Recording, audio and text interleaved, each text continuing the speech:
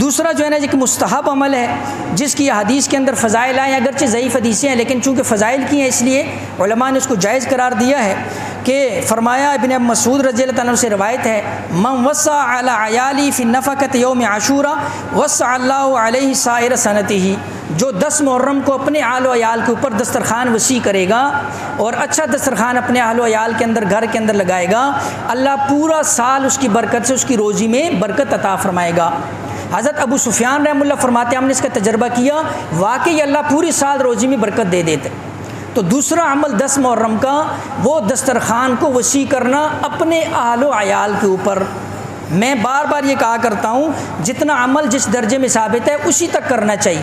لہٰذا یہاں اپنے اہل و عیال کا ذکر ہے، اور یہ بھی نہیں ہے کہ بہت زیادہ فضول خرچی اسراف ہو، ہاں جتنا اللہ نے باقی دنوں کے اندر اس سے کچھ اچھا بہتر جتنا انسان کو توفیق ہے وہ کر لے، اور اس نیت سے کرے کہ اللہ اس کی برکت سے جو ہے میرے رزق کے اندر برکت عطا فرما دیں، تو انشاءاللہ ایسی جیسی نیت ہوگی اللہ اس جیسا اجر بھی عطا فرمائیں گے۔